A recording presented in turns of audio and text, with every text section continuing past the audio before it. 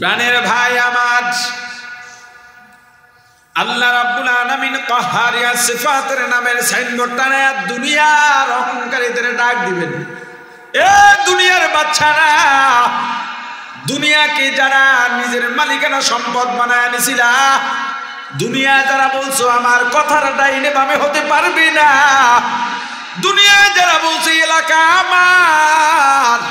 আমার এলাকায় যদি একটা পাখিতে পানিও খায় আমার অনুমতি নিয়ে খাওয়া লাগবে, আজকে পারলে বল এই দিনের মালিককে।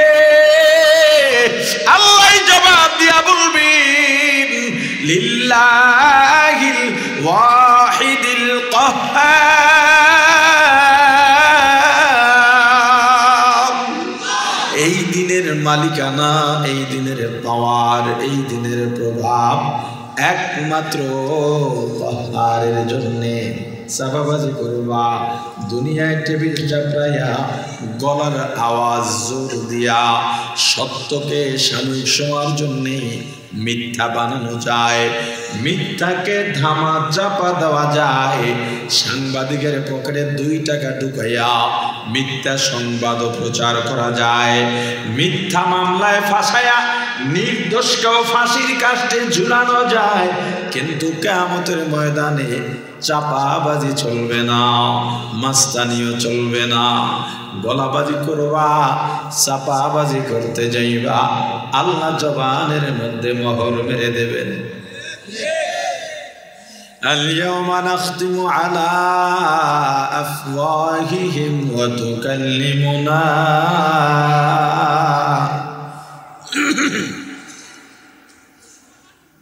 وتكلمنا أيديهم وتشهد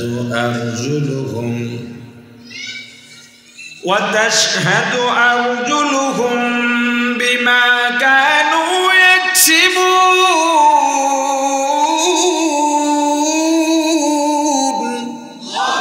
আল্লাহ জবান বন্ধ করে দেবেন, হাত কথা বলবে, পা সাক্ষ্য দেবে, অঙ্গ প্রত্যঙ্গ একের পর এক অকপটে বলতে থাকবে। হাত বলবে আল্লাহ আমাকে এই কাজে ব্যবহার করেছে, চোখ বলবে আমাকে এই কাজে ব্যবহার করেছে, পালাবার জায়গা নাই, ভেগে যাওয়ারও কোনো জায়গা নাই।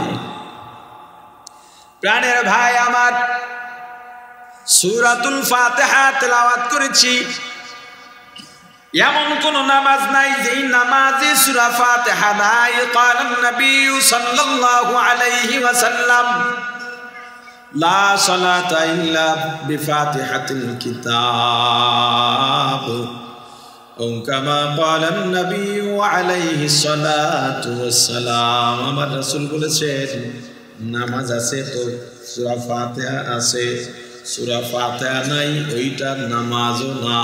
কিন্তু একটা সোয়ালে মুকদ্দারের জবাব দেওয়া যায়, এই হাদিসের দ্বারা আমাদের একদল ফিরকা, আমাদের ভাই, তারাও দ্বীনের কথা বলেন, তরিকা ভিন্ন। কথা বলেন কিসের? বলেন কিসের কথা? তরিকা, তরিকাটা সঠিক না। আরেকটু আপডেট হয়ে এখন বলে ওএমজি। কি এমজি বলেন? ওএমজি। ওএমজির ফুল মিনিং কি? ও মাই গড। কি? আরে বলে না কি? ও মাই গড মানে ও আমার আল্লাহ, ওরে আল্লাহ বলে না, ওরে বাপরে বাপ, ওইটা আর কি, ওরে আল্লাহ, সেটাকে বলে ওএমজি, ও মাই গড এটা বলে। কিন্তু কথাটা তো ভালো, সব দিকে ফেস লাগছে। আল্লাহকে গড বলা শিরিক, আল্লাহকে গড বলা, তাতে যত বড় স্কলার আপনাকে বলুক কিচ্ছু আসে যায় না যে আল্লাহকে গড বলা যাবে, প্রশ্নই আসে না।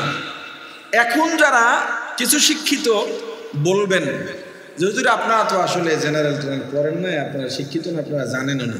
আরে আল্লাহর ইংরেজি হইল গড। কি বলে আল্লাহর ইংরেজি? আগে স্কুলের শিক্ষায় এটা ছিল, ইংরেজি শব্দ অর্থ সেখানে থাকতো গড মানে আল্লাহ। এখন আছে কিনা জানি না, মনে হয় এখন নাই। গড মানে আল্লাহ, জীবনেও না। আচ্ছা বলেন, আমার নাম হাবিবুর রহমান বা মিসবা, আপনি যেটাই বলেন, হাবিবুর রহমান, এটার ইংরেজি কি আপনারা বলেন তো? কথা বলে না। একজনের নাম আব্দুল্লাহ, ইংরেজি কি? জোরে। একজনের নাম মোহাম্মদ, ইংরেজি কি? তাহলে আমার নামের ইংরেজি, আমার নামই হলো, আল্লাহর নামের ইংরেজি কি হবে? জোরে বলেন। আল্লাহ যে এতগুলো নাম দিয়া দিলেন পছন্দ করে, নিজে পছন্দ করে তাকে ডাকার জন্যে, একটাও পছন্দ না হয়ে তুমি গডে ঢুকলা কেন? আপনার সন্তান জেনে হোক অজানা হোক, নিজের অজান্তেই শিরিক করতেছে, ভুরি ভুরি আল্লাহকে গড বলে ডাকতেছে, আপনার কাছে কোনো খবর এর নাই।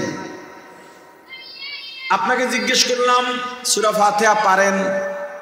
অনেকে বললেন পারি ইনশাআল্লাহ। জিজ্ঞেস করি ভাই খানা খাইছেন? ইনশাআল্লাহ খাইছি। এটা কেন বলে? পরিভাষাটা আসলে জানে না।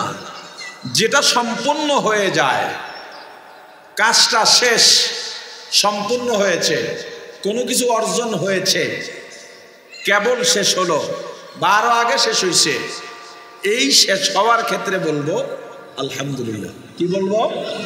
জোরে বলেন। যেটা জানি, জানবো, সামনে যেটা জানবো, আমার যেটা প্রাপ্তি ঘটে গেছে, প্রাপ্তি হয়ে গেছে, এই ক্ষেত্রে কি বলবো? আলহামদুলিল্লাহ। যেটা হয় নাই, হবে, সেটা কি বলবো? জোরে বলেন। ওগুলো মনে থাকবে। এরকম শুধু পরিভাষা নিয়ে বয়ান করলে পুরা বয়ান শেষ করা যাবে।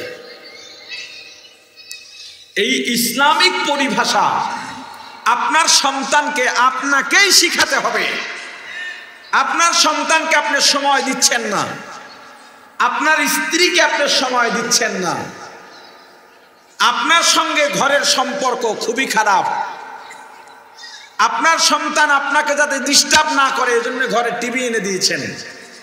আবার হুজুরের কাছে গর্ব করে বলেন, হুজুর টিভি উঠাইছি, আমার গুনাহ হবে না, ফতোয়াও আপনি দিয়ে দিচ্ছেন। কেন গুনাহ হবে না? ছেলে মেয়েরা ওই বাসার অন্য বাসায় যায় টিভি দেখতে, এজন্য আমার বাসায় টিভি এনে দিছি। যুক্তি কারে কয় দেখছেন? ফালমারি যুক্তি।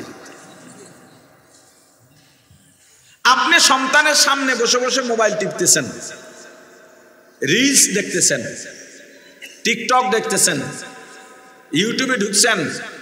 আপনার 2 বছরের বাচ্চা, ছেলে কিংবা মেয়ে, আপনার মোবাইল ধরে সে ইউটিউব চিনে ফেলেছে, রিলস চিনে ফেলেছে, টিকটক চিনে ফেলেছে।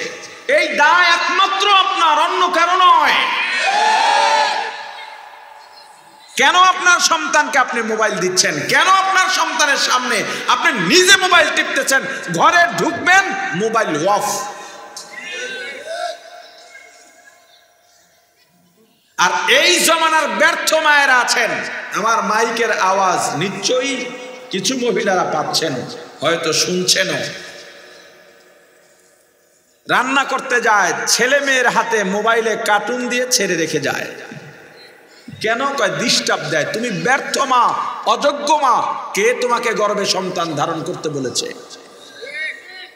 আমাদের পূর্ববর্তী প্রজন্ম, এই মুরব্বী যারা আছেন, দেখবেন এক একজন আর 12-14টা ছেলে মেয়ে। কয়টা মোবাইল কয় সন্তানের হাতে দিয়ে রান্না বাড়া করছিল? আরে কথা বলে না। আর তোমার তো নতুন যুগের জোয়ার চলতেছে, ছেলে হোক মেয়ে হোক, 2টি সন্তানই যথেষ্ট। এখন কয় 2টার বেশি নয়, 1টি হলে ভালো হয়। আমি কই তো মোডও লাগবে না। আমি কয়েক বছর আগে বরগুনা এক মাহফিলে গিয়েছিলাম, একবারে প্রত্যন্ত গ্রাম অঞ্চলে, আমাদের পরিচিত, খুব আশা করে রেখেছে। মাহফিলে গিয়েছি, বয়ান করেছি। বয়ান শেষে এক ভাই দেখা করতে এলেন, বলে হুজুর 11 বছর হয়েছে বিয়ে করছি, সন্তান হয় না, দোয়া করেন। তো বললাম আপনি কাজ করেন কি? বলে পরিবার পরিকল্পনায়। কোথায়? আরে বলে না কোথায়। আমি বলছি আপনার জন্য আমি দোয়া করতে পারবো না, এই ফয়সালা স্বয়ং আল্লাহর। হুজুর কেমনে? সবই আল্লাহর, কিন্তু আপনার উপর আল্লাহ স্পেশাল সিদ্ধান্ত দিয়া দিছেন। আপনি যেখানে চাকরি করেন আল্লাহ সিদ্ধান্ত দিচ্ছেন তোর মাইয়া ফলা লাগতো না, তুই পরিকল্পনা কর। ভাই সন্তানকে মানুষ আপনাকেই বানাতে হবে। আমার রাসূল বলেছেন, কোন সন্তান কাফের মুশরিক আগুন পূজারী হইয়া জন্ম নেয় না। সন্তানকে কাফেরও বানায় মা বাবা, দিনদারও বানায় মা বাবা। আপনি সন্তানকে সময় দেবেন, খেলাধুলা করবেন। যেই ব্যস্ততা দেখান কার জন্য? স্ত্রী সন্তানের জন্যই তো। তো যাদের জন্য ব্যস্ততা দেখান তাদেরকে সময় দিয়ে ব্যস্ততা কমান। আপনার স্ত্রীকে আপনি সময় দিচ্ছেন না, উনি বসে বসে ওখানে ইন্ডিয়ান চ্যানেল দেখে, আর আপনারা কেমনে থাবরান যায়, এই শিক্ষাটা গ্রহণ করে। যাই হোক, আপনার সন্তান যে বিপদগামী হয়ে যাচ্ছে, আপনার সন্তানকে নিয়ে এখন রিহ্যাবে যান। কেন? ভাতের চাইয়া গাঞ্জা খায় বেশি। এই মাদ্রাসার ছাত্ররা গাঞ্জা খাইল না কেন? ওরা কেন ইয়াবা খায় না? ওরা কেন বাজে আড্ডায় যায় না? পরিবেশ কি বলেন? তোমার সন্তানকে তুমি কেন পরিবেশ ছাড়া করলে? তুমি যখন সন্তানকে সময় দেবে না, সন্তান খেলাধুলার পাগল, ও বাইরে নেমে দুষ্ট ছেলেদের সাথে খেলাধুলায় মত্ত হবে, 2 দিন পরে তোমার ঘাড়ে ওর ছুরি বসবে। যদি মুসলমান দাবি করো, অবশ্যই ইসলামী পরিভাষা বাইরে যাওয়ার সুযোগও নাই।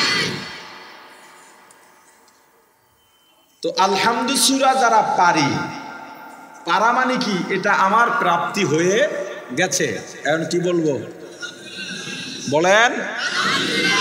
যারা বলছেন আপনাদের জন্য আমার রাসূল ঘোষণা দিয়েছেন জান্নাতের দরওয়াজা খুলে গেছে, যারা বললেন না, কি কারণে বললেন না? যারা বলছেন টাকা দেওয়া লাগছে, শরীর কমছে, না খাই থাকা লাগবে, যারা বলেন নাই আপনার মনে কি দুঃখ আজকে বলেন যে হুজুর আমার অনেক দুঃখ, এজন্য আমি আলহামদুলিল্লাহ বলি না, সুবহানাল্লাহ বলি না, আল্লাহু আকবার বলি না। এই কি দুঃখ? দেখি আপনার দুঃখ আমরা লাঘব করে দেব। কিচ্ছু নাই, শুধু কলবটা ইবলিসের দখলে চলে গেছে। আমার নিজের আমলের খবর নাই, অন্যকে নিয়ে পড়ে থাকি 24 ঘন্টা। অন্যকে অভিযুক্ত করার আগে, অন্যকে দোষারোপ করার আগে, নিন্দা করার আগে, তার দোষ বলে বেড়াবার আগে, পরনিন্দার থেকে বেঁচে নিজেকে নিজের কাঠগড়ায় দাঁড় করাও। এই প্রেসক্রিপশন আমি আপনাদেরকে দেব। প্রতিদিন ঘুমাবার আগে আয়নার সামনে দাঁড়াবেন। আয়নার সামনে দাঁড়াইলেই একজনকে দেখা যাবে, যাবে কিনা? আপনি যখন দাঁড়াবেন আয়নায় একজনকে দেখা যাবে কিনা? তাকে প্রশ্ন করেন, যাকে দেখা যাবে আপনি বুঝে নেন কাকে দেখা যাবে। তাকে প্রশ্ন করেন, হে আল্লাহর বান্দা, আজ ফজরের পর থেকে এখন অবধি কি কি কাজ করেছ? চা দোকানের আড্ডায় বসে কার কার দোষ বলেছ, কাকে কাকে গালি দিয়েছ, কাজটা কি ঠিক করেছ? আজকে এই কয়টা মিথ্যা বলেছ, এটা কি ঠিক হয়েছে? এখন ফতুয়ার জন্য ফতুয়া বিভাগে যাওয়া লাগে না, প্রত্যেকটা চা দোকান বড় বড় ফতুয়া বিভাগ। আর চা দোকান থেকে যত ফতুয়া বের হয় বেশিরভাগ হুজুরদের বিরুদ্ধে। আজকে তুমি অমুককে গালি দিয়েছিলে, আজকে রিকশায় উঠেছিলে, রিকশাওয়ালা 20 টাকা ভাড়া, তুমি 15 টাকা দিয়ে ধমক দিয়েছ, তুমি কি কাজটা ঠিক করেছ? নিজেকে নিজে প্রশ্ন করেন।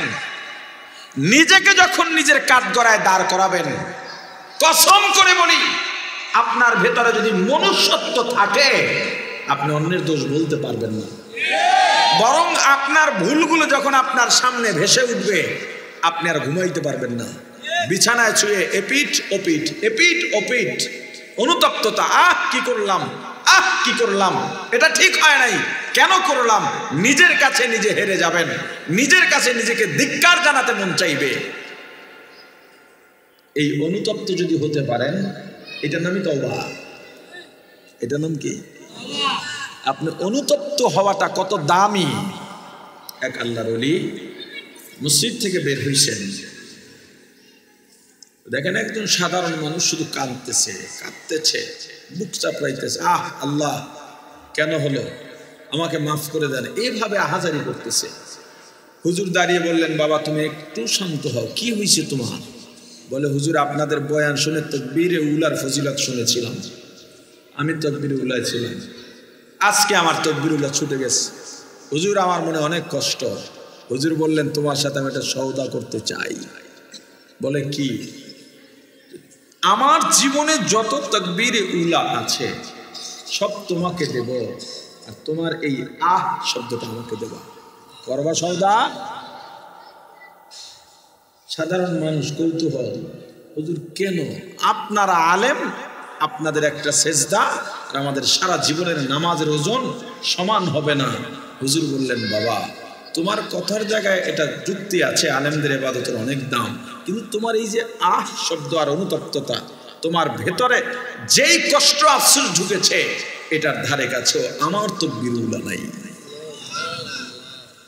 औलियारा करे उक़बा इख्तियार, जाहिलारा करे दुनिया इख्तियार, आशिकारा मिल्लत मज़हब जुदास्त, आशिकारा मिल्लत मज़हब खुदास्त, मियाने आशिक माशूक़ रामज़ीस्त, किरामन कातिबिन राहम खबर नीस्त, मैं सूरत यूसुफ को नहीं चाहने वाला, मैं सूरत यूसुफ को नहीं चाहने वाला, मैं कैसे के मानंद नहीं आशिक़ लैला, मैं कैसे के मानंद नहीं आशिक़ लैला, मैं आशिक़ मौला हूँ मेरा इश्क़ दवाना, मैं आशिक़ मौला हूँ मेरा इश्क़ दवाना, ये जुमला जहाँ जिसकी तजल्ली से उजाला,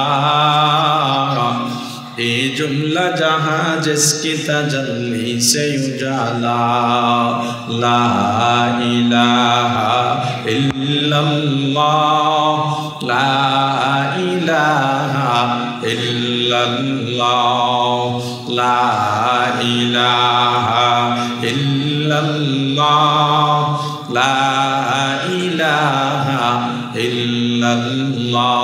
সবাই পড়েন, লা ইলাহা ইল্লাল্লাহ,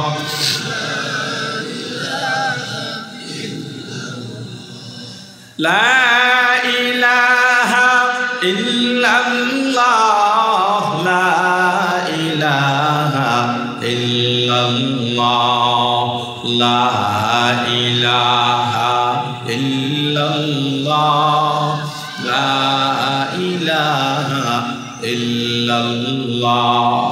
আল্লাহ ওয়ালাদের চিন্তা ভাবনা আলাদা হয়, সাধারণ মানুষের সঙ্গে আল্লাহ ওয়ালাদের কোনো তুলনাও হয় না।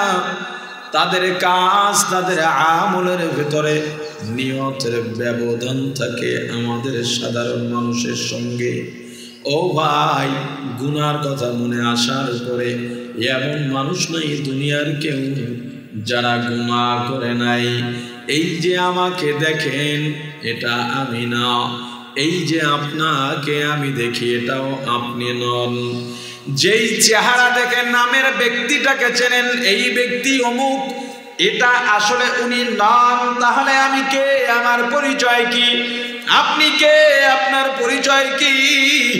ঘরের দরজা বন্ধ করে অন্ধকারে একাকী নির্জনে যখন সময় কাটাই, তখন যেটা করে বেড়াই, ভেবে বেড়াই, দেখে বেড়াই, লিখে বেড়াই, ওইটাই আমি, ওইটাই আপনি। জনসম্মুখে সবাই তো দরবেশ সেজে বের হয়, তার আসল রূপ থাকে নিজের কাছে। পতিতালয়ের বেশ্যারাও তো বোরকা পরে বের হয়, তার মানে সে কিন্তু পর্দানিশী না। हकीकत से तो दुनिया बेखबर है, दुनिया की नुमाइश पर नजर है नमी गोया के आज दुनिया जुदा बाश बखर कारे के बाशिबा खुदा बाश सिस्ते दुनिया از خدا غافل بودن نه تماشون پر غفر زندگان دنیا میں ہو دنیا کا طلب گار نہیں ہو دنیا میں ہو دنیا کا طلب گار نہیں ہو بازار سے گزر ہو خرید دار نہیں ہو बाजार से गुजर हो खरीदार नहीं हो जागा जी लगाने के दुनिया नहीं है जागा जी लगाने के दुनिया नहीं है ये इबरत की जाए तमाशा नहीं है ये इबरत की जाए तमाशा नहीं है। ओ भाई নিজেকে নিজের কান করায় দাঁড় করাও, দাঁড় করায় নিজেকেই প্রশ্ন করো আল্লাহর বান্দা হে আব্দুর রহমান জীবনটা কেমনে কেমনে গুনায় গুনায় কাটাইছো, কোন দিন কাকে গালি দিয়েছো, কোন দিন কাকে ঠকাইছো, কোন দিন কার হক নষ্ট করছো, কোন দিন কাকে মেরেছো, কোন দিন কবিরা গুনাহ করেছো, কোন দিন মিথ্যা বলেছো, কোন দিন তুমি জবানের হেফাজত করো নাই, কোন দিন হাতের খেয়ানত করেছো, চোখের নজরের খেয়ানত করেছো, পায়ের খেয়ানত করেছো। নিজেরটা নিজের সামনে ভেসে উঠবে। এরপরে যদি আপনার ভেতরে অনুতপ্ততা আসে বুঝবেন কিছুটা মনুষ্যত্ব আছে, সঙ্গে সঙ্গে তওবা করে ফেলেন। আর যদি দেখেন অন্যায় করার পর অনুতপ্ততা আসে না, বুঝে নিবেন আপনার মাঝে আর পশুর মাঝে কোনো ব্যবধান নাই। একটা কথা সব সময় মনে রাখবেন, এই কলবটাকে সাফ রাখা লাগবে, পরিশুদ্ধ রাখা লাগবে। কিয়ামতের ময়দানে কলব ছাড়া কোনো কিছুর দাম নাই। ক্ষমতার পাওয়ার কিয়ামতে চলবে না, সম্মানের পাওয়ার কিয়ামতে চলবে না। নেতা নেত্রী দুনিয়ার প্রভাব প্রতিপত্তি কিয়ামতে কোনো কাজে লাগবে না। কিয়ামতে কাজে লাগবে এই পরিশুদ্ধ কলব। কি কাজে লাগবে জোরে বলেন? ইয়াউমা লা ইয়ানফাউ মালুন ওয়ালা বানুন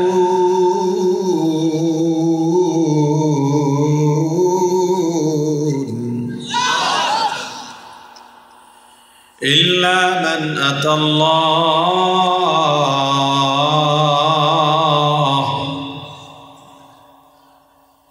إلا من أتى الله بقلب سليم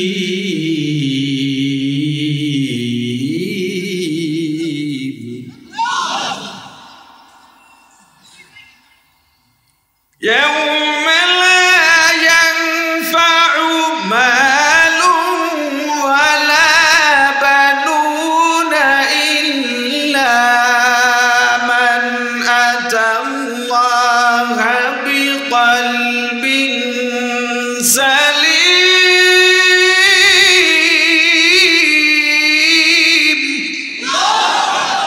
কিয়ামতের ময়দানে লা ইয়ানফা, যারা দুনিয়ার মালদার পার্টি ভালো করে শোনো, এ বাড়িওয়ালারা, বাড়িওয়ালা হইছো, ভাড়াটিয়ার সাথে কি আচরণ করো? হে ভাড়াটিয়া, মাসিক মাত্র কয়েক টাকায় ভাড়াটিয়া থেকে নিজের মালিক বানায় ফেলাইছো।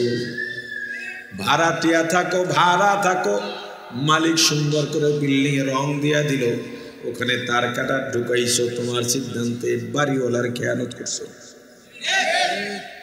আর একজনের বাড়ি তার কাটা ঢুকাইয়া পুরো বাড়িটারে জালি বানায় লাইছো।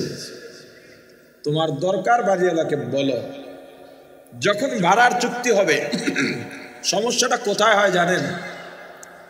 আপনার কাছে আমি 5 টাকা পাবো, কয় টাকা আমি চাইবো, কয় টাকা আপনার দেওয়ার দায়িত্ব, কয় টাকা, কিন্তু দিছি 5 টাকা, চাইছি 6 টাকা। সমস্যাটা তখন আপনার দায়িত্ব দেওয়া 5 টাকা, দিতেছেন 4 টাকা। সমস্যাটা তখন আমার অধিকারের থেকে বেশি আশা করা, আমার দায়িত্বের পালনের ক্ষেত্রে কম দায়িত্ব পালন করা। চুক্তি করে নেবেন, আপনার বাড়িতে থাকবো, 24 ঘন্টা পানি দিতে হবে, গ্যাস লাইনের সমস্যা দিলে ঠিক করে দেবেন, আমার দিনরাত 24 ঘন্টা যখন ইচ্ছা আমি তখন ঢুকবো, আমাকে গেটের চাবি দেবেন, মাসের এত তারিখ ভাড়া নেবেন, আমার কাপড় চোপড়, আমার ঘরের পরিবারের কাপড় চোপড় মেলে দেওয়ার জন্যে কি ব্যবস্থাপনা আছে। মালিক বলল 24 ঘন্টা চাবি চাইছেন, পারবো না, রাত 11টা পরে গেট বন্ধ, 24 ঘন্টা পানি চাইছেন, দিলাম, 24 ঘন্টা গ্যাস চাইছেন, লাইনে থাকলে পাবেন, নাইলে নিজে সিলিন্ডার এনে নেবেন। চুক্তিপত্রটা এমনি হয়, কথা বলে না। আমি যেটা বলবো সবকে আপনি মেনে নেবেন। আপনি বাড়িওয়ালার বাড়ির খেয়ানত করতে পারবেন না, বাড়িওয়ালাও ভাড়াটিয়া যে যে হক প্রাপ্য তার থেকে বঞ্চিত করতে পারবেন, সারালের মতো ব্যবহার করতে পারবেন। সারাল বোঝেন? যেমনি মন চামনি ব্যবহার করে। এরপরে বাড়ি যত বাড়লায় ভাড়াটিয়া তত লাভ, ভাড়াটিয়ারা নামলি লাভ, পরের ভাড়াটিয়ার দ্বারা 500,000 বাড়াইল, এই দট্টর বাড়াইয়ের না। এখন সবাই কইতেছে, আইসেন ওয়াজ করতে, এটা কি ওয়াজ নি? আর এটাই তো ওয়াজ। আপনি যাতে সঠিক পথে চলেন, আমাকে তো সেটাই বলতে হবে। আপনার দ্বারা যাতে অন্যায় না হয় সেটাই তো আমাকে বলতে হবে। আপনার দায়িত্ব, আপনার হক আপনি আদায় করেন, জীবনে আপনার সাথে কারো তর্ক হবে না, এইটা মনে রাখবেন। দুনিয়ায় অনেক টাকা হয়েছে, পয়সা হয়েছে, ক্ষমতার প্রভাব। এই এলাকায় আমার আইন ছাড়া কারো আইন চলবে না। আমি যা বলবো আমার কথাই শেষ কথা। এমন মাস্তান টাস্তান আপনাদের যাত্রাবাড়ি এই কুতুবখালী এলাকায় নাই। আমার কথার বাইরে চলবে না। আল্লাহ বলে, বান্দা তোরে তো ছাড়িয়ে দিছি, সাপ দিয়া দিছি। আল্লাহ অনেকগুলো কসম খেয়ে বলেন, ফাআলহামাহা ফুজুরাহা ওয়া তাকওয়াহা। বান্দা চাইলে গুনাহও করতে পারো, নেকও করতে পারো। ও বান্দা, ইচ্ছা শক্তি স্বাধীনতা দিয়ে দিলাম। ইচ্ছা করলে গুনাহও করতে পারো, ইচ্ছা করলে নেকও করতে পারো। যদি নেক করো আমি আল্লাহর দয়া পাইবা, রহমত পাইবা, আমার নেক নজর পাইবা। আর যদি গুনাহ করো আমি আল্লাহ বাধা দেব না। কিন্তু একটা দিনের কথা মনে রাখো, দুনিয়ায় যারা মালিকানা বনে গেছো, দুনিয়ার মালিকানা যারা নিয়ে নিছ, নিজেকেই মালিক মনে করতেছ, কিয়ামতের ময়দানে আল্লাহ দুনিয়ার এই অহংকারী, দুনিয়ার দাপট দেখানো প্রভাবশালীদের জন্য কাহারিয়া সিফাতের নামের সাইনবোর্ড টানাবেন। গোসা করে ডাক দিবেন, লিমানিল মুলকুল ইয়াউম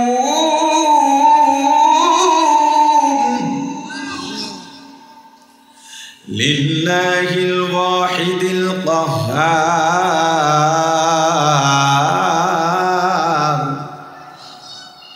লিল্লাহিল ওয়াহিদিল কাহ্হার।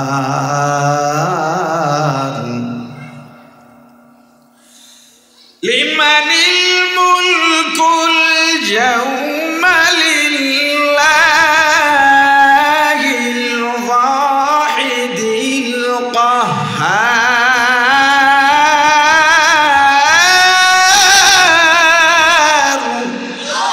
কদরে কুদরত দারি বরকামাল, আনতা রব্বি আনতা হাসবি জুল জালাল। তুহি কাদের জলিলুল্লাহ জাহাদার, বহর হালে তুহি মে মেরা নেগাহদার লা ইলাহা ইল্লাল্লাহ লা ইলাহা ইল্লাল্লাহ লা ইলাহা ইল্লাল্লাহ লা ইলাহা ইল্লাল্লাহ। আল্লাহর নাম ডাকতে কষ্ট লাগেনি? আরো জোরে বলেন। দুনিয়াদাররা দুনিয়া নিয়ে ভাবে, ব্যবসায়ী ব্যবসা নিয়ে ভাবে, কৃষক কৃষি নিয়ে ভাবে, চাকরিজীবী চাকরি নিয়ে ভাবে। আল্লাহ বলারা কে চিন্তা করে আমি রিক্সা চালাবো, হাত দিয়া হ্যান্ডেল ধরা লাগে, পা দিয়া প্যাডেল মারা লাগে।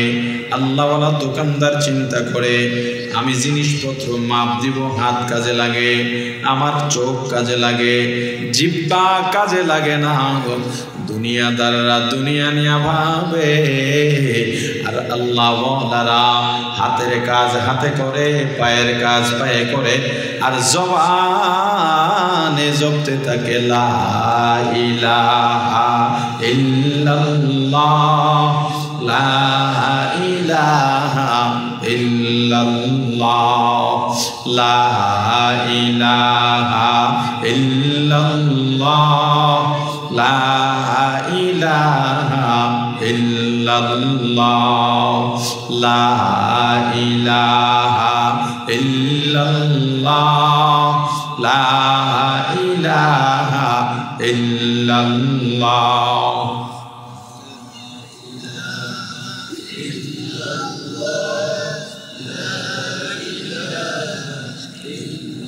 প্রাণের ভাই আমার,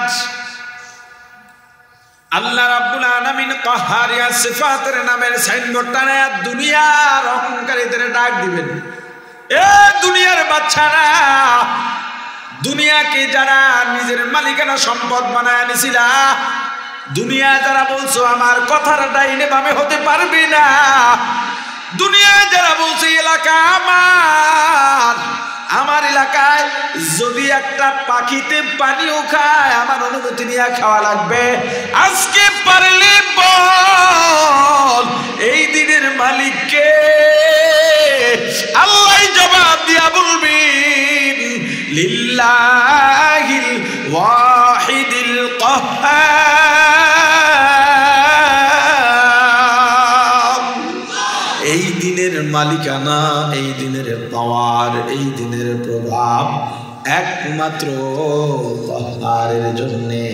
সাফাবাজি করবা, দুনিয়ায় টেবিল চাপড়াইয়া গলার আওয়াজ জোর দিয়া সত্যকে সাময়িক সময়ের জন্যে মিথ্যা বানানো যায়, মিথ্যাকে ধামা চাপা দেওয়া যায়, সাংবাদিকের পকেটে 2 টাকা ঢুকাইয়া মিথ্যা সংবাদ প্রচার করা যায়, মিথ্যা মামলায় ফাঁসাইয়া নির্দোষকেও ফাঁসির কাস্টে ঝুলানো যায়। কিন্তু কিয়ামতের ময়দানে চাপাবাজি চলবে না, মাস্তানিও চলবে না। গলাবাজি করবা, চাপাবাজি করতে যাইবা, আল্লাহ জবানের মধ্যে মোহর মেরে দেবেন। اليوم نختم على أفواههم وتكلمنا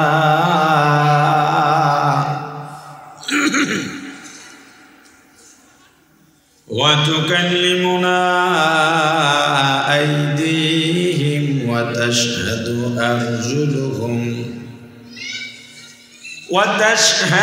أرجلهم بما كانوا يكسبون।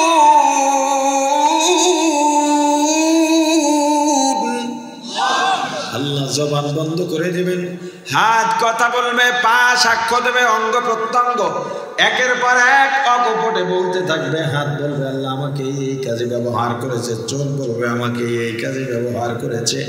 পালাবার জায়গা নাই, ভেগে যাওয়ারও কোনো জায়গা নাই।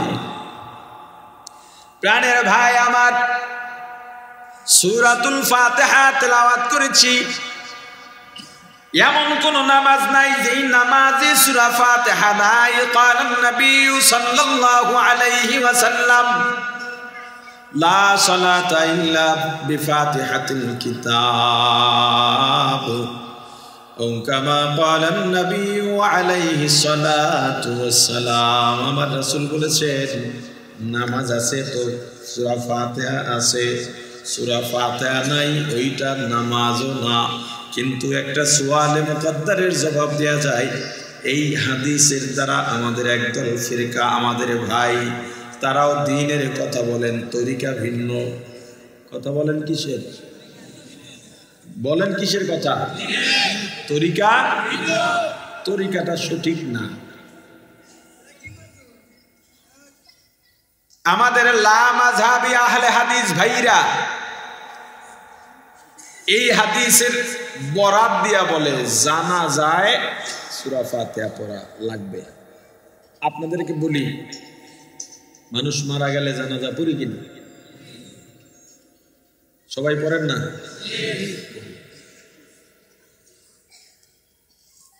জানাজায় ফরজ কয়টা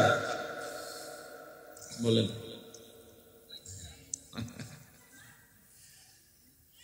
ওয়াজিব কয়টা? নাই না? ফরজ আছে 4টা, তাই তো? দেখেন, এটা তো জানা আপনার জন্য ফরজ। এই যে আল্লাহ রাসূল বলছেন তলাবুল ইলমি ফারিদাতুন আলা কুল্লি মুসলিম, প্রত্যেক মুসলমান নারী পুরুষের জন্য ইলম শেখা ফরজ। এই ইলমের ফরজিয়ত কতটুকু? হালাল হারাম, পাক না পাক, জায়েজ না জায়েজ, এর মধ্যে যা যা আছে শেখা লাগবে। আপনার জন্য এটা জানা ফরজ ছিল। জানা যায় কয়টা ফরজ, কয়টা ওয়াজিব, কয়টা সুন্নত, কয়টা মুস্তাহাব, বা কি কি আছে কি কি নাই, কিন্তু আপনি জানেন না। আবার বড় গলা গান, হুজুরকে আগে জান্নাতে যামু, সব ভেজাল হুজুরকে মধ্যে, হুজুরেই খেলি মাসলা ঘুরায়, কথা কয় না। আমার একদিন এক ভাই বলেন যে হুজুর মাসলা তো সব আপনারাই ঘুরান, আমাকে দোষ কি? কথা বোঝেন না? আচ্ছা, আপনারা শুনছেন যে এটা বলে যে হুজুররা মাসালা ঘুরায়? হ্যাঁ, বলে না? মাসালা ঘুরায় কারা? হুজুররা। আচ্ছা, মাসালা জানে হুজুররা, তাই ঘুরাইবে নামনি? কথা বলেন না? যেমন একটা সহজ উদাহরণ দিই, বেসিক মাসালা, নর্মাল মাসালা যেটা, নামাজ দাঁড়ায়া পড়া ফরজ। নামাজ দাঁড়ায়া পড়া ফরজ। মাসআলা সবসময় মূলের উপরে হয়। প্রসাব করবে বসে বসে, এখন যদি দাঁড়াইয়াও প্রসাব করা যায়, এই কাউন্টার যৌক্তিক না। যদি বলে বসেও নামাজ পড়া যায়, এই কাউন্টার যৌক্তিক না। মাসআলা নরমাল ব্যবহার হবে যখন, তখন মূল মাসআলা ব্যবহার হবে। সমস্যা দেখা দিলে তখন নতুন কিছু বের হবে। আচ্ছা, স্বাভাবিক মাসআলা কি? নামাজ দাঁড়াইয়া পড়া, এটা জানেন না? আপনি ফরজ বললে সত্য হইতো না মিথ্যা হইতো? এই সত্য সাক্ষী পাইতেন, সাক্ষী সব পাইতেন না? চুপ বোবার মতো বসে থাকেন কেন? নামাজ দাঁড়াইয়া পড়া ফরজ। এখন আপনি মোটরসাইকেল চালান বা মোটরসাইকেলের পিছনে বসে, এখন তো মোটরসাইকেলই যাতায়াত অনেক, যানজটের কারণে সবাই মোটরসাইকেলে যায়। মাঝে মাঝে আমরাও যাই, যানজট বললে গাড়ি পাশে রেখে আমরা মোটরসাইকেল যাই। অ্যাক্সিডেন্ট করে আপনার হাঁটুর 2টা বাটি শেষ, দাঁড়াইতে পারবেন? নামাজ দাঁড়াইয়া পড়া, নামাজ বাদ দেওয়া যাবে? এখন তো দাঁড়াইতে পারতেছেন না, এখন দাঁড়াইয়া নামাজ পড়া ফরজ।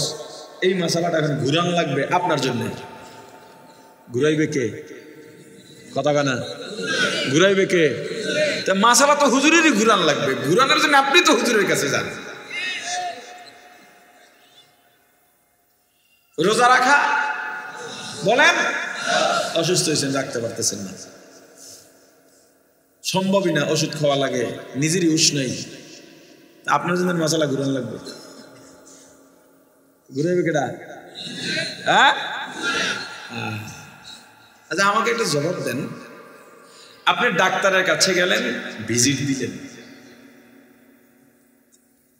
ডাক্তার আপনাকে প্রেসক্রিপশন দিলেন। ডাক্তার যে প্রেসক্রাইব আপনাকে করলেন, আপনি কি ভুল ধরছেন সেখানে? যে ডাক্তার এখানে এই ওষুধ কেন, এটা কাটো, ওই ওষুধ দাও, করছেন? কেন? আপনি জানেন না এবং আপনি ডাক্তার না, এজন্য। ঠিক? ইঞ্জিনিয়ার আপনার বিল্ডিং এর ডিজাইন দিয়েছেন, লেআউট আপনার হাতে, আপনি কি বলছেন হ্যাঁ ইঞ্জিনিয়ার এই পিলারের রড এতগুলো কেন? কথা বলেন কেন বলেন নাই? আপনি ইঞ্জিনিয়ার না এবং এই কাজ আপনি জানেন। এই সাধারণ মোবাইল সার্ভিসের দোকানে গেলেন সার্ভিসিং করতে, যে আমার এই স্ক্রিনটায় আলো জ্বলে না, উনি বলল যে ডিসপ্লে পাল্টানো লাগবে, কত টাকা? এত টাকা। টাকা দিয়ে মোবাইল রেখে চলে এলেন। আপনি ঝগড়া করছেন, দরদাম করতে পারছেন হয়তো, কিন্তু আপনি দিয়ে এলেন কেন? আপনি সার্ভিসিং করতে জানেন না, সার্ভিসার না, এজন্যে আপনি তার কাছে কোনো তর্ক না করে মোবাইল দিয়ে আসছেন সারার জন্যে। তাহলে আপনি আলেম না, আলেমের ভুলটা ধরেন কেন? নরম পাইছেন না? নরম পাইছেন। হুজুরদের ভুল ধরা যাবে না। তাহলে হুজুরে ভুল করলে কি করবেন? হুজুরের সঙ্গে গিয়ে আলাপ করবেন। হুজুর আমি তো সাধারণ মানুষ, আমার নজরে এইটা পড়ছে, আমার মনে হচ্ছে কেমন যেন। হুজুর যদি দেখেন আপনাকে জবাব দিতে সন্তোষজনক, এরপর আপনার ভিতরে যদি সন্দেহ থাকে, আপনি তার থেকে আরেকটু বেটার হুজুরের কাছে যান, আরেকটু বড় হুজুরের কাছে যান, গিয়া জানেন, পরামর্শ নেন, দরকার হলে 10 জনের কাছে যান, এরপরে চলেন। 10 জনে যদি আপনাকে ঘুরায়, কোনোটাই এতমিনান না হয়, আপনার মনে যেটা এতমিনান হয় যে এই 10 জনের মধ্যে কার কথায় যুক্তি আছে, কার কথাটা ঠিক মনে হয়, কার কথায় সমস্যা নাই, তারটাই মানেন। এটাও যদি ভুল হয়, কিয়ামতে আল্লাহ আপনাকে ধরবেন না, 10 জন হুজুরে ধরবেন। হুজুরে গালি দিতে গিয়া, ভুল ধরতে গিয়া গুনাহগার হচ্ছেন কেন? এটা করা যাবে খবরদার। এখন জানাজার নামাজ, জানাজার নামাজে কোনো ফরজ নেই, এই মাসালা আপনাকে জানতে হবে। জানাজার 2টা ওয়াজিব আছে। কি আছে? 2টা ওয়াজিব আছে। 4টা তাকবীর পড়া আর খাড়াইয়া নামাজ পড়া। এই 4টা তাকবীর আপনাকেও দিতে হবে জবান নাড়াইয়া, আস্তে আস্তে, ইমামের সাথে সাথে। আচ্ছা, জানাজা কেমনে পড়ি? তাকবীর বাদ না, আল্লাহু আকবার। এরপরে কি পড়ি? সানা পড়ি। এরপরে কি পড়ি? তাকবীর তো আছে। এরপরে কি পড়ি? এরপরে কি পড়ি? দোয়া। এরপরে কি করি? সালাম ফিরাই। সূরা ফাতিহা আছে কোথাও? কথা বলে না। এখন লামাজাবিদের কথা হলো, জানাজা যেহেতু নামাজ, এজন্য এখানে সূরা ফাতিহা পড়া লাগবে। জবাব, আমি একটা শব্দ বলি আপনাকে, হাতি। কি বলছি? হাতি। এই বলার সাথে সাথে আপনার জেহেনে, হৃদয় স্পটে, আপনার চোখে কি ভেসে উঠলো, ভেতরে কি ভেসে উঠলো? হাতি মানে শু আছে, বড় দাঁত আছে, বড় মাথা আছে, মোটা পা আছে, বিশাল পেট আছে। কথা কয় না? আচ্ছা, এবার বললাম গরু। কি বলছি? এখন আপনার মাথায় হাতি আছে না গরু আছে? এই গরুর যে সুরত, এটা আপনার ভিতরে ভেসে উঠছে কিনা? আচ্ছা, এবার বললাম নামাজ। নামাজ মানে নামাজে দাঁড়াইছি, সূরা ফাতিহা আছে, কেরাত আছে, রুকু আছে, সিজদা আছে, বৈঠক আছে। কথা কয় না? আচ্ছা, এবার বলেন নামাজ বললেই আমরা কি বুঝবো? কেরাত, রুকু, সিজদা, বৈঠক। জানাজায় কেরাত আছে, রুকু আছে, সিজদা আছে, অতএব জানাজা এটা কি না? বলে না কি না? কি না? সলাত মানেই যে রুকু সিজদা, এইটা না। সলাত এক একটা আরবি শব্দের অনেক অর্থ আছে, স্থানকাল পাত্র ভেদে এইটার সব অর্থ প্রয়োগ হয়। যেমন একটা উদাহরণ দিন পেশ করি। দিন, দিন, দিন আমরা বলি না দিনের পথে চলি। এই দিন, এই দিনের অনেকগুলো অর্থ আছে। দিন, ইন্নাদ দীনা ইনদাল্লাহিল ইসলাম, আল্লাহর কাছে মনোনীত ধর্মের নাম। এই জায়গায় দিন অর্থ ধর্ম। এই জায়গায় দিন অর্থ কি? মালিকি ইয়াউমিদ্দিন। এখানে কি আছে? দিন আছে। এই দিনের অর্থ কিয়ামত। কথা বলে না। আগের দিন অর্থ কি গেছে? ধর্ম। এই দিন অর্থ কি? লাকুম দীনুকুম ওয়ালিয়া দিন। এখানেও কি আছে? দিন আছে। এই দিনের অর্থ হলো কর্মফল। এই দিনের অর্থ কি? সালাত তদ্রুপ ভাবে বহু অর্থে ব্যবহৃত হয়, তার মধ্যে একটা অর্থ হলো দোয়া। সালাতুল জানাজা, এটা নামাজ না, এটা কি? এই জন্য এখানে সূরা ফাতিহা। সূরা ফাতিহা তেলাওয়াত করছিলাম আমি। সূরা ফাতিহা যত জায়গায় আলোচনা করছি এতক্ষণে শেষ হয়ে যাইত।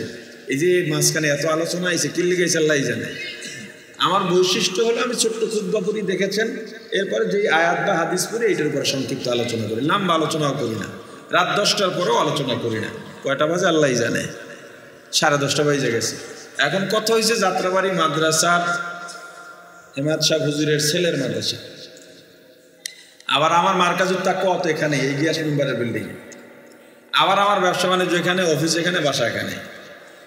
মোটামুটি মিলাইয়া আছে না কত জায়গায় আইন তো ভাঙ্গা লাগে। ওই সিস্টেমেই আমি তো ঈশার পরে বয়ান করে শেষ করে দিই। আজকে আসছি একটু দেরি করে, অল্প কথা বলবো, এরপর আমাদের শেষা হুজুর আসবেন, বাকি মাহফিলের কার্যক্রম হুজুরের মাধ্যমে শেষ হবে ইনশাআল্লাহ। আমি সূরা ফাতিহার উপর অল্প কিছু কথা আপনাদেরকে তো অবশ্যই বলবো। এই সূরা তেলাওয়াত করার একটা উদ্দেশ্য হলো, এখানে কেউ যদি বসে তো রাখেন না, সেটা সরাই ফেলেন। উদ্দেশ্য হলো এই সূরা নিয়মিত আমরা পড়ি। আসলে সূরার ভেতরে আছে কি এটা আমরা জানি না। আমি সূরা ফাতিহার নামের উপরে কিছু আলোচনা করি। সূরাতুল ফাতিহার অনেকগুলো নাম আছে। কোন সূরার নামকরণ করা হয়েছে, যে কোনো সূরার কয়েকটা দিকের কোনো একটা দিকে লক্ষ্য রেখে। কোন সূরার নামকরণ করা হয়েছে সূরার প্রথম শব্দের দিকে লক্ষ্য রেখে। কোন সূরার নাম রাখা হয়েছে ভিতরের কোনো শব্দ দিকে লক্ষ্য রেখে। কোন সূরার নাম রাখা হয়েছে সূরার আলোচনার পারিপার্শ্বিক সামগ্রিক যে আলোচনাটা আছে সূরার ভিতরে এটার দিকে লক্ষ্য করে। কোন সূরার নামকরণ করা হয়েছে ফজিলতের দিকে লক্ষ্য রেখে। কোন সূরার নামকরণ করা হয়েছে শানে নুজুলের দিকে লক্ষ্য করে। তো সূরা ফাতিহার অনেকগুলো নামের প্রধান 2টা নাম। প্রধান কয়টা নাম? আরে জোরে বলেন।